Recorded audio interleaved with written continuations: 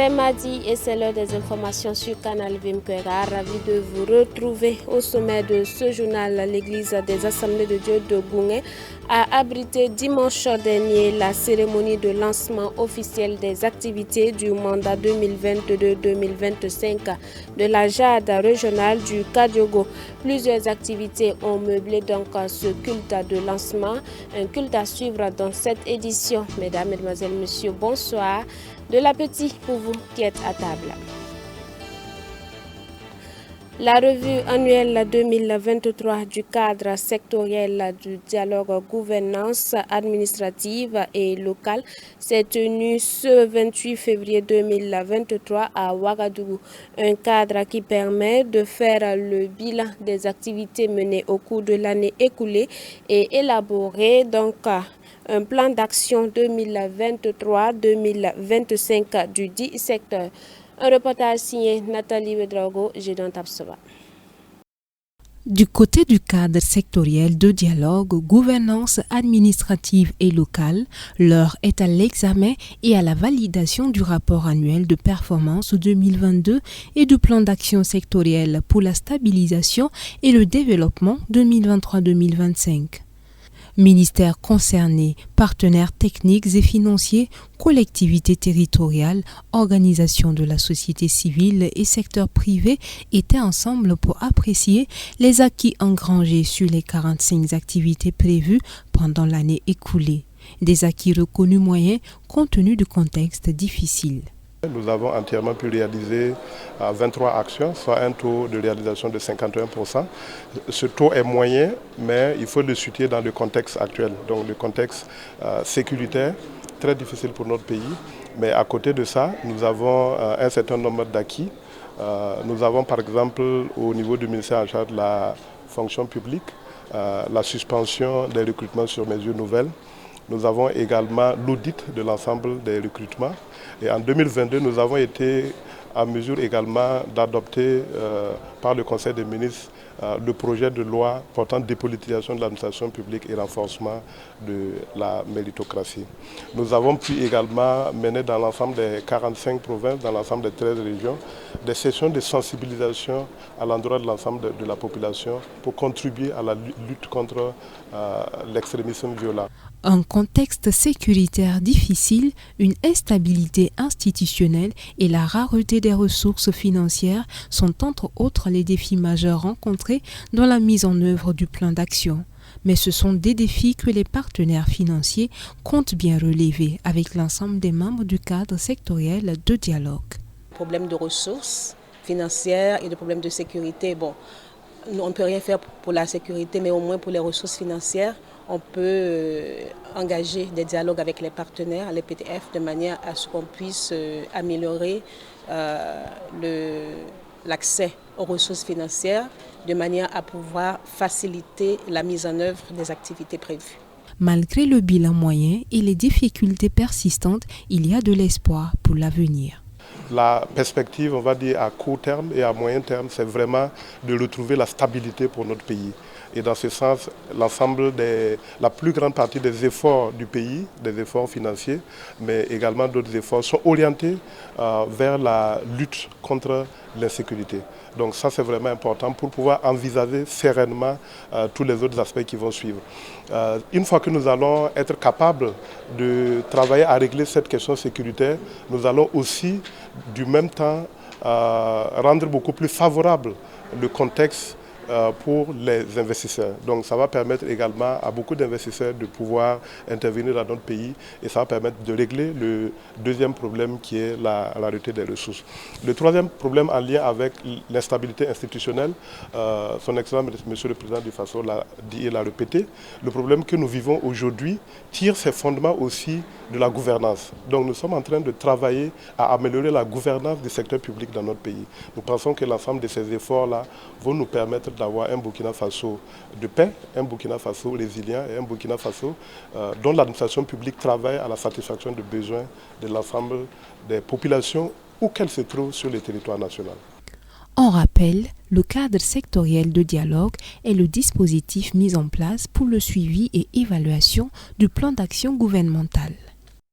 Conformément aux engagements pris par le gouvernement burkinabé de mettre en œuvre un programme national d'investissement agricole afin de promouvoir une agriculture durable, 3 ministères, dont celui de l'agriculture, ont signé ce matin à Ouagadougou un pacte pour la mise en œuvre du plan stratégique d'investissement agro-silvo-pastoral. Les détails avec Abibalaï Bourema.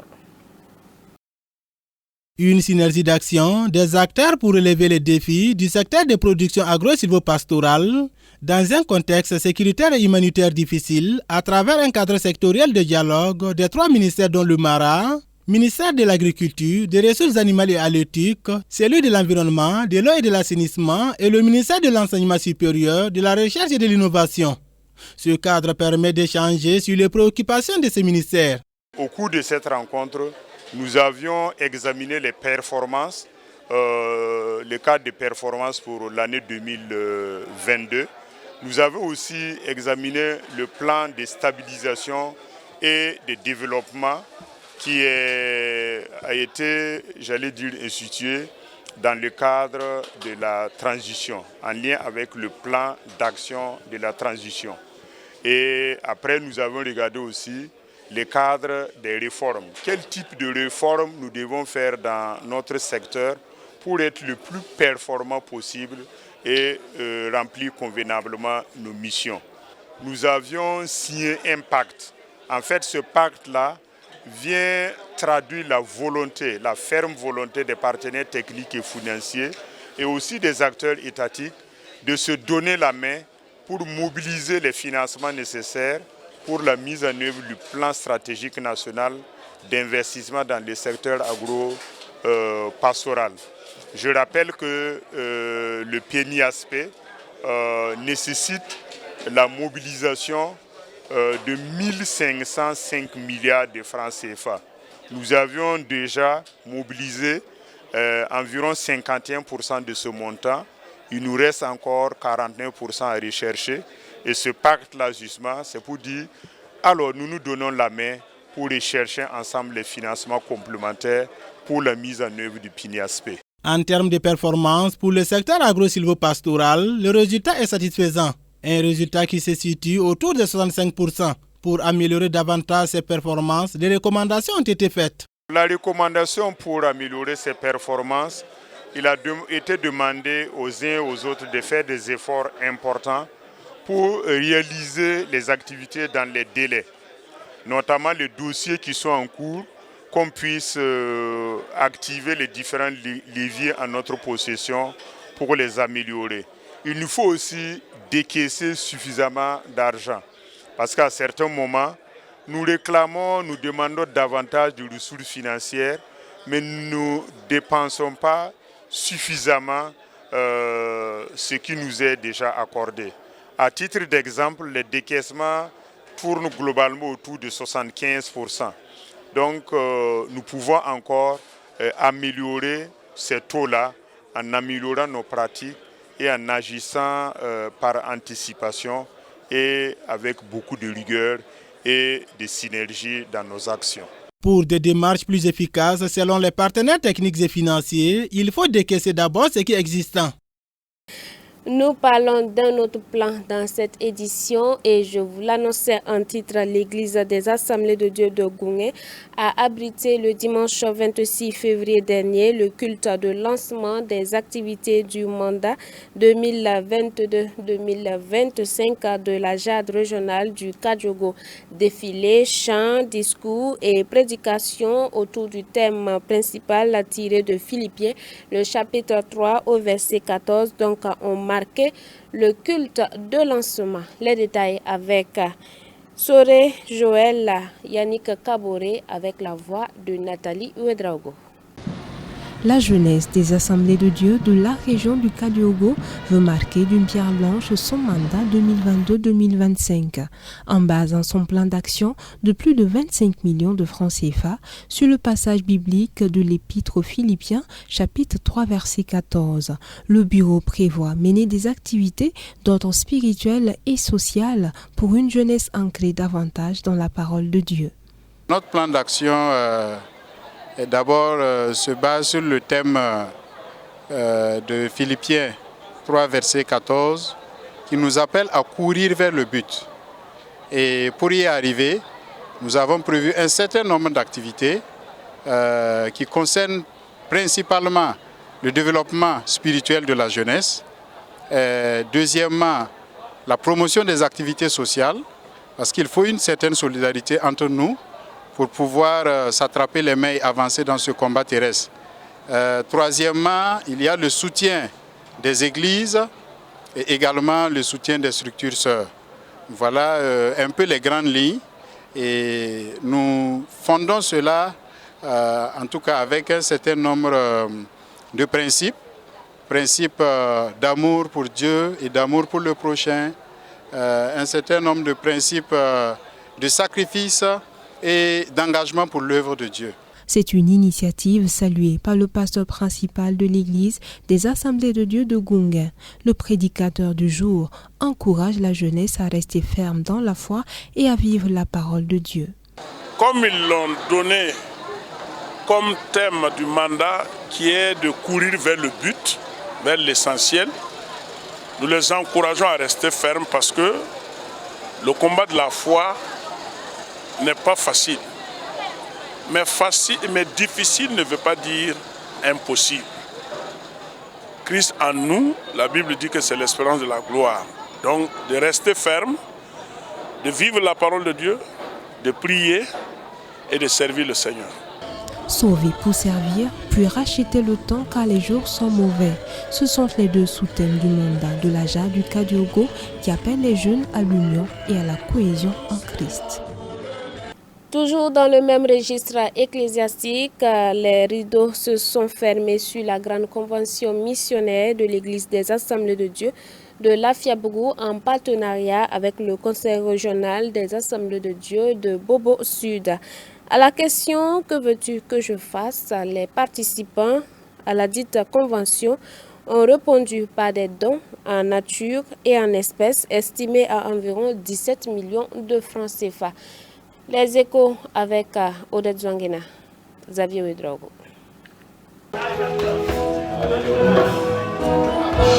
Que veux-tu que je fasse? Telle était la réflexion laissée à l'appréciation des participants de la grande convention missionnaire conjointement organisée par l'Église des Assemblées de Dieu de Lafiabougou et le Conseil régional des Assemblées de Dieu de Bobo Sud. Au soir de cette grande manifestation, les fidèles ont répondu à cette question en laissant parler leur cœur. Ces 15 motos, ces vivres, ces vêtements et ces dons en espèces sont évalués à environ 17 millions de francs CFA, sont les fruits de leur engagement. On ne peut pas ne pas être dans l'émotion. Il a fallu de si peu que je verse des larmes. Au départ, nous avons planifié les dépenses de la convention, y compris tout ce que nous avons voulu faire comme don. Alors on l'avait estimé à 3 millions. Et au début, les gens étaient dit, 3 millions. Moi je dis, mais vous voyez 3, ne regardez pas le 3, regardez le million. Mais je rends grâce à Dieu. Parce qu'avec ces 15 motos, ces sacs de riz, l'huile, et ce que nous avons reçu de liquidité, alors le budget de la convention est de 3 millions. Nous sommes partis à plus de 17 millions de francs CFA. Donc financièrement, Dieu nous a bénis. Les églises qui nous ont visités nous ont bénis. Les églises de la ville nous ont bénis. Des bonnes volontés ont été très généreux. Donc je peux dire que la grâce de Dieu a surabondé. Des dons essentiellement destinés à soulager un tant soit peu ces missionnaires qui, au nom du salut des âmes, ont tout abandonné pour servir le maître de la mission. Le mot me manque. Ce que je peux dire, c'est de les saluer. Les gestes qu'ils ont fait, ça me motive de continuer de travailler. Je suis venu exposer les défis de la mission et nous croyons que les participants ont entendu et certainement le reste, le Seigneur travaillera à l'accomplissement des différents besoins qui ont été évoqués. En tant que missionnaire, mon message est le suivant, c'est que le Seigneur revient bientôt. La moisson est assez grande, il y a plusieurs qui sont encore dehors, qui ne sont pas dans la bergerie. Et nous avons besoin de redoubler d'efforts afin que le monde entier soit gagné. L'église de Lafiabougou a vraiment fait un travail formidable et surtout les partages d'expériences nous font du bien. Et moi particulièrement, je repars beaucoup plus reconforté et encore avec plus d'initiatives et plus d'idées pour encore mieux faire le travail que le Seigneur nous a confié. Déjà, nous voulons arriver à avoir au moins un établissement scolaire. Et nous avons partagé cette idée avec les différentes personnes qui étaient là. Nous pensons également qu'il faut également établir une église pour permettre à ce que l'œuvre puisse encore prospérer. Alors nous remettons tout cela entre les mains de l'Éternel et puis nous voulons encore renforcer nos collaborations avec nos différents frères et sœurs qui sont sur le terrain afin de mieux faire le travail. Une action de générosité saluée à sa juste valeur par le directeur national de la vision missionnaire des Assemblées de Dieu du Burkina Faso, VIMAB.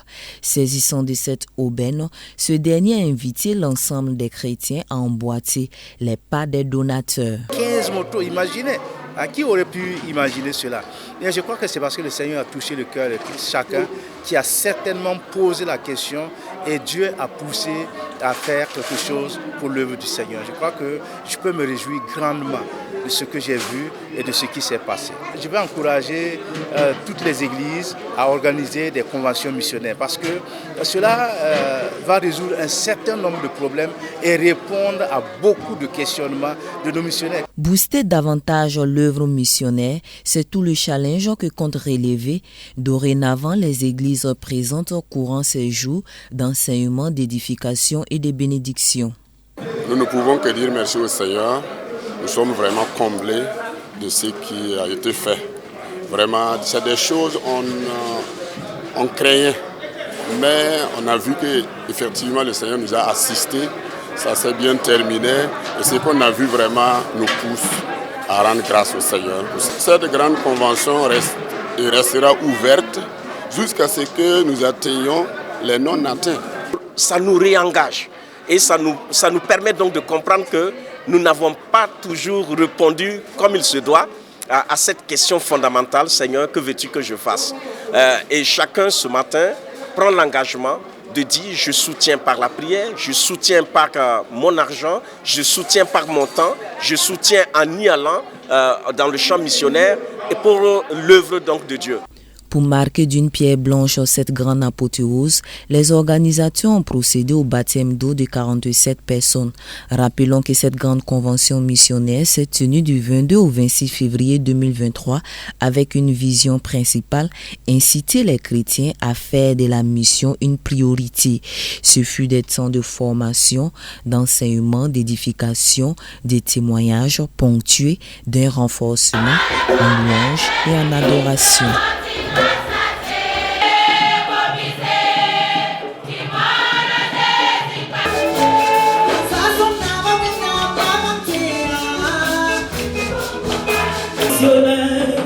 En souffrance, pour que nous soyons ici.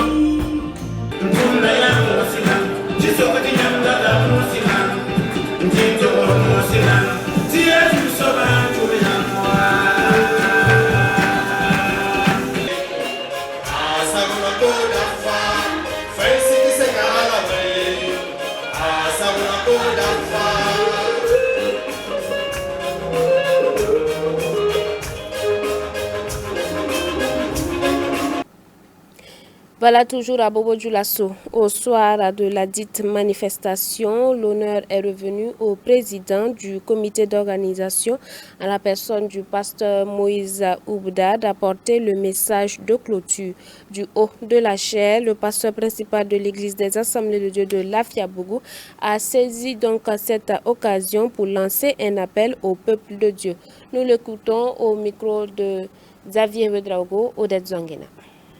Mission Baralon au Burkina Faso, nous avons encore plusieurs villages, plusieurs ethnies, qui n'ont même pas entendu et qui n'ont même pas un seul fidèle en leur sein. Ils n'ont ni une église viable dans leur localité. Arabeso Nyanamante, Oka Dugura, Oka Marala, au Kenedugo. Kenedugo Marala, la Leraba. Leraba Marala, la Komoé. Komoé Marala. Plusieurs de nos missionnaires sont sur le point de jeter l'éponge et retourner à la maison. Un missionnaire qui a à cause des difficultés, certains n'ont pas tout simplement à manger. Et d'autres ne savent pas comment ou même s'abriter. Ils n'ont pas un moyen de déplacement pour faciliter leur travail. Le minimum vital leur manque. Alors que ce minimum vital se trouve dans ton compte bancaire. Tu n'es pas prêt à utiliser ton chéquier. Ce minimum-là se trouve attaché dans un sachet plastique et doublé et enfoui quelque part dans ta maison. O fikine ne beso asirla ka meleke manasa seni dokono ka tigi ka don I ka bon kono nyanga yoro dora munu be ko fe I gere fe ka tika unu fa fa. Nous devons multiplier nos prières.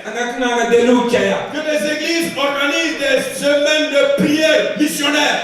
Que les chrétiens aient le courage de jeûner, de prier pour un missionnaire quelque part qui est sur le point de plier bagage et venir à la maison. Parce que la prière du juste a quoi?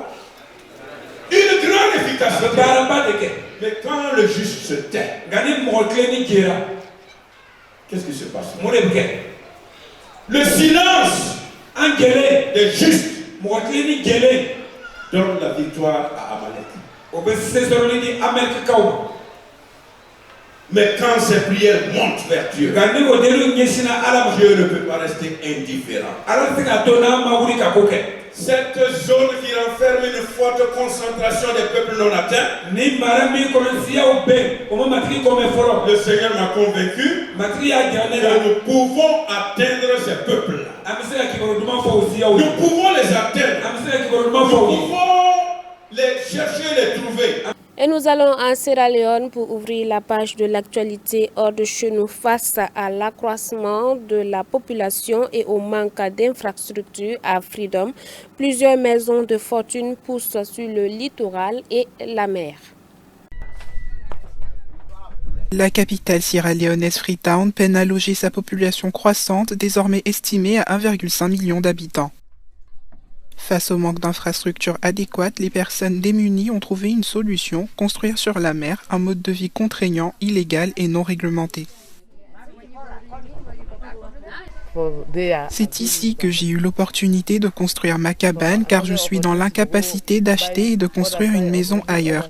C'est ici que je fais ma vie, sans problème. Ces maisons de fortune comportent de nombreux dangers entre pénurie d'eau, coupure d'électricité et non-traitement des déchets. Les habitants de ces bidonvilles sont également confrontés à des incendies et à des inondations. Nous avons été témoins de plus de 15 incendies ayant fait de nombreux morts, en plus des inondations qui se produisent pendant les pluies. Pendant la saison sèche, la plupart des canaux de drainage sont bloqués par les ordures.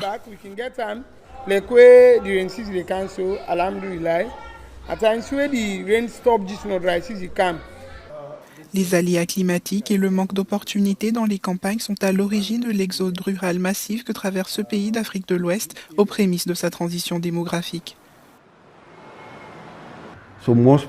Beaucoup de personnes ont quitté les zones rurales pour la capitale et au fil du temps, la population de Freetown a augmenté. Cela a pour conséquence l'augmentation de la demande de logement, ce qui a conduit les gens à s'installer dans certaines de ces colonies côtières. Selon les experts, d'ici 2030, la moitié des Africains vivront dans les villes avec une urbanisation qui devrait atteindre les 60% d'ici 2050. Voilà qui met fin à cette édition. Me rappelons que l'église des Assemblées de Dieu de Goungé a abrité le dimanche dernier le culte de lancement des activités du mandat 2022-2025 de la JAD régionale de Kadiogo. Et plusieurs activités donc ont marqué ce culte de lancement, un culte que vous avez pu suivre au cours de cette édition. Vous nous avez reçus depuis Coupella. Bonsoir à vous, demeurez bénis en Christ Jésus. Xavier Ouedraogo était aux commandes de cette édition.